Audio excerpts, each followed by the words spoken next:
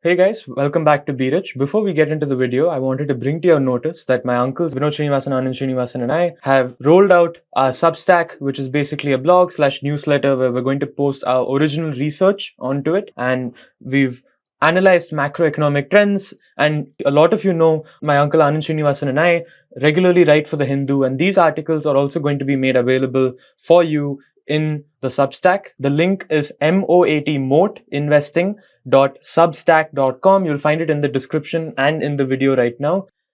We hope you go check it out. We've put a lot of time and effort into it.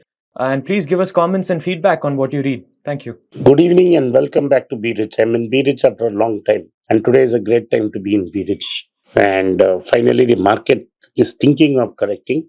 India is not a correction yet. A correction is a 10% fall. For India to reach correction, it has to be 22,500. So anything less than 22,500 is a minor blip. For you to talk about a bear market, it has to crash below 20,000. 19,999. We are nowhere near 19,999. So all this hula bulla you are hearing in markets means is the froth is being taken out.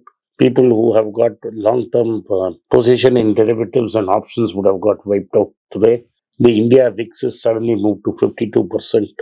So this is really hurting. None of our big stocks have corrected majorly or significantly. And I really tried hard to look for buying opportunities. There are not much buying opportunities. Of course, we could have nibbled some stock here and there. But I didn't see any great buying opportunities. The bigger news is the international news. There are three major developments which Sashwath and I will talk about. What is happening in US, what is happening in Iran, and what is happening in Japan. All three are interlinked, and it is also interlinked to the Indian market. The rupee has continued to fall. At one time, I saw it at 83.80. That means it's cracked below 83.75, which is a low. Experts and brokerages say that the rupee can fall to 85.20 over a period of 1 year's time. So, without much ado to discuss all these important things, I have with me my good friend and nephew, Sashwath Swaminathan. Previous BH video, we had discussed basically what happened with the job report in the US and Jerome Powell in the July-August meeting, where he basically said that I'm going to keep interest rates where they are in this current session, and maybe we're going to look at supporting the job market in the next September session, where they meet again and then tell us what they've decided on their verdict. However, this news was interpreted largely negatively by a lot of people in the US market because they thought that maybe the Fed is moving a little later than they should be. And because jobs are already cooling down more faster than expected, maybe it's time for them to correct at least by 0.25. Because if they, according to those people, if the Fed didn't correct by 0.25, they would have to issue a much bigger correction further down the line. And their argument is that the Fed is supposed to be proactive rather than reactive. However, if you actually look at the numbers, it doesn't seem all that doom and gloom like we talked about in that video before. The US economy still seems robust, albeit now the unemployment rate is creeping up slowly by 0.5%. Not a big rise. However, it's a small rise. Even though job growth is cooling, what people need to remember is the fact that the economy was running at 80 kilometers per hour and it's slowing down. It wasn't running at 10 kilometers per hour and had to be put on an ICU or something of that extent. So at least we felt that the economy had enough room for the rates to be where they are until the next rate deciding session. And the markets, after they opened, have demonstrated their panic because there is now a clear sign that maybe if Jerome Powell, even in the next meeting, doesn't cut as fast as the market expects it to cut, because remember, we discussed the fact that the market is already priced in 3 rate cuts. And if Jerome Powell does not deliver on that, even if Jerome Powell delivers on only partial results, what we're going to end up seeing is the market come unwinding. Because we talked about Nvidia also on this channel. And the fact of the matter was Nvidia investors were forecasting returns all the way into 26, 27. And they were talking about lofty growth rates when most people can't predict what's going to happen in the next month or even in the next year. So that being said, it's natural for the market to panic, and the panic has arrived. And Japan is especially taking a huge beating in the stock market, and it has fallen by more than it fell when they had their lost decade in that one Friday, and it's a troubling time to be a Japanese investor. However, for those of us who are value investors, I think there are opportunities abound. The Japan story is very clear. I'll come to the American story. The new Japanese central banker, has decided to lift off the Japanese rates from zero. He took it to zero point 0.1. The market didn't react. He took it to 0.25. At the same time, there was hope that the Americans would also cut rates, and the carry trade started to unwind. Why did the carry trade start to unwind? Because the whipsaw was the Japanese yen moved from 160 to 143. It becomes harder to pay off your yen debt. Is basically the yen debt capital itself goes up by 10%. And before we continue, one comment asked us why should we look at interest rates and why we should care about it as investors? Because interest rates is the cost of money. And most of your private equity and most of your investors leverage, and they leverage increases profits. Interest rates are nothing but cost of leverage. And even when interest rates were zero, a lot of Japanese companies piled on debt and they are going to struggle. So we are looking at big Japanese names. We are not worried about small things. Anyway, because the yen went to 143, it means it has gone up by 10% in recent times. Suppose you had borrowed $1,000 when it was 160 and transferred to America and invested in an American asset. Now what is happening is the value of the American asset is falling. And when you repay the Japanese borrower lender, you have to pay $110 because the yen has gone up 10%. And whatever little interest he levied on you, that will also go up by 10%. Now, next, what will happen if the Japanese yen moves to 120? You have to pay $120. That is only on the principal. By the time that moves up to 120, here the price would have cracked further. So you have a situation where there is a classic Fisher movement, where the value of your debt is continuously going up, not even stable.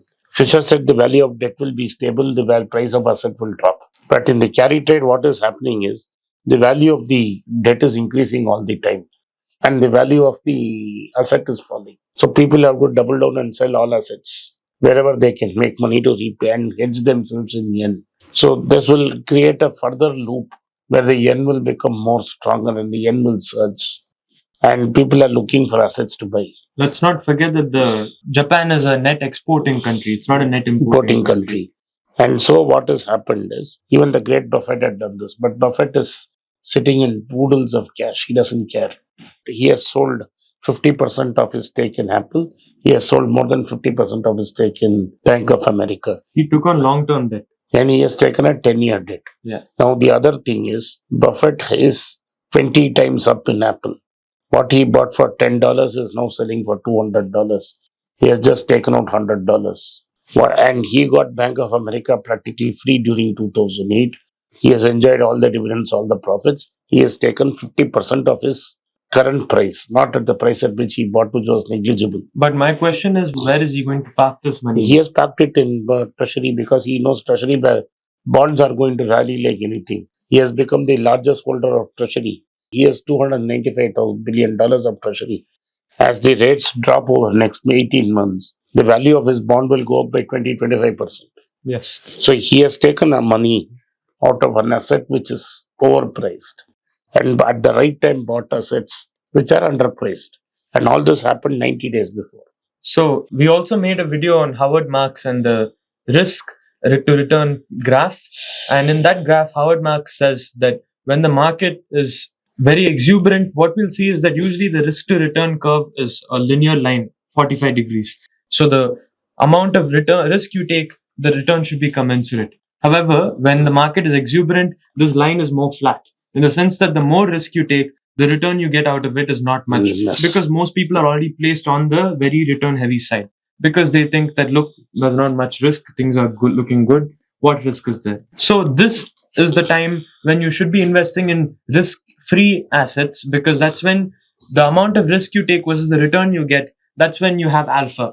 And on the other hand, the other way in which you can get alpha is when the market is very fearful and most people are stuck in the risk free set, and the graph is sloping upwards, where the commensurate risk which you take is more than compensated by a huge return. Which is why we say that when the market is fearful, you be greedy, because you're moving up the curve and you're taking on very little risk for more amounts of return. And when the market is exuberant, you have to be fearful and be on the risk-free side, because when the market is greedy, it's going to charge you a huge amount of return in exchange for taking on all of this risk, and it's going to be a bad trade for you. So that is how Howard Marks sells. Yeah, but look at Buffett. Yeah. He made the right trade. So that's what I'm saying. So Buffett followed this rule to the T. I mean, he invested in risk-free, that is treasuries. There's nothing more risk-free than treasuries. Even holding currency notes is not as risk-free as holding treasury bills. So he held treasury bills when the market was exuberant, when the market was And pushing. he's bought more. Yes. So he held on to risk-free. And if you actually read our Substack, you will see that one of our articles, we actually talk about why treasury bills were important as a medium of investment. Because when the market is exuberant, you have to stay on the risk-free end of things, because the market is not giving you as much returns for the risk you'll be taking to move on the other end of the spectrum. Pension funds, PFs, are forced to stay on that end because they're chasing whatever returns possible.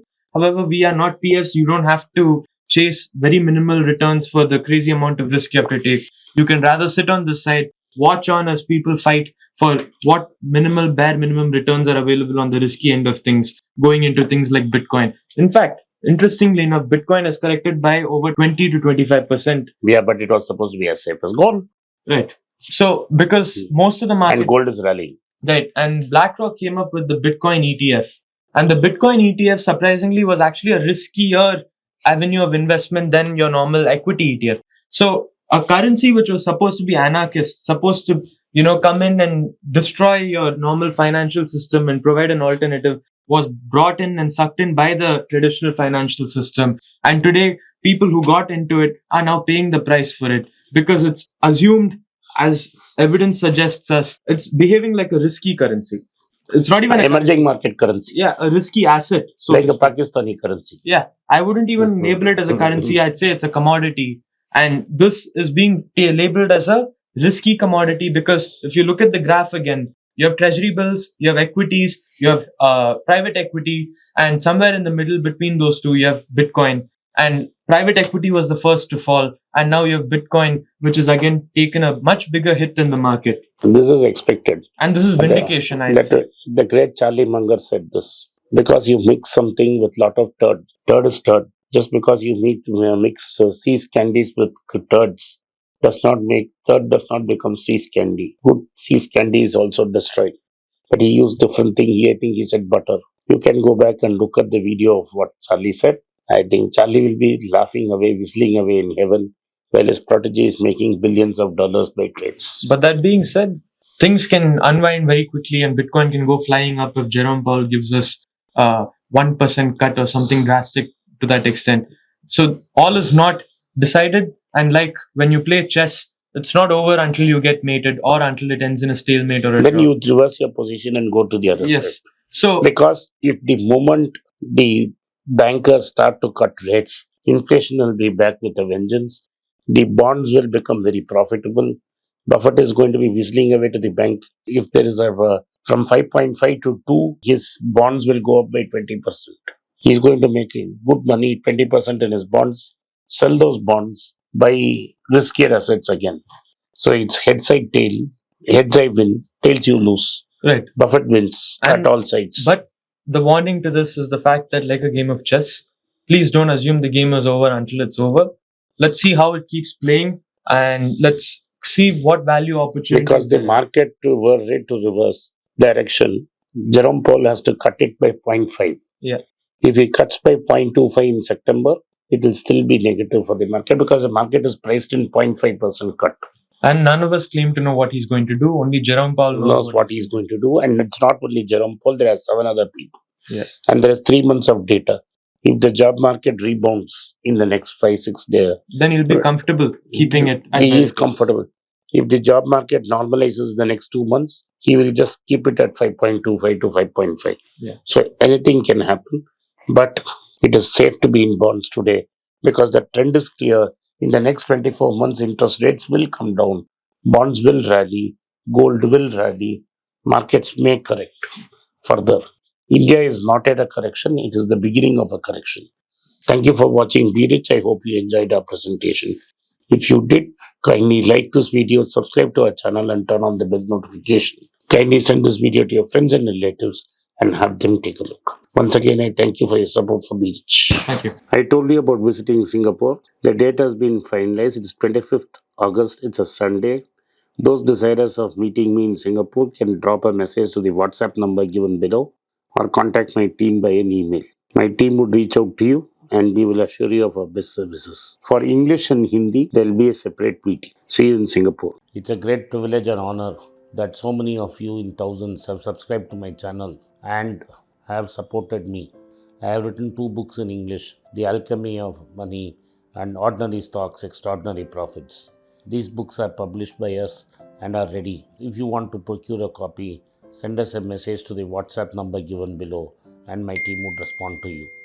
If you want an Amazon Kindle copy, you can click the link below. Finally, those who wish to consult with me can send a mail to berichenglish@gmail.com. Once again, I thank you for your support. If you like this video, press the subscribe button of my channel, hit the like button and turn on the bell notification.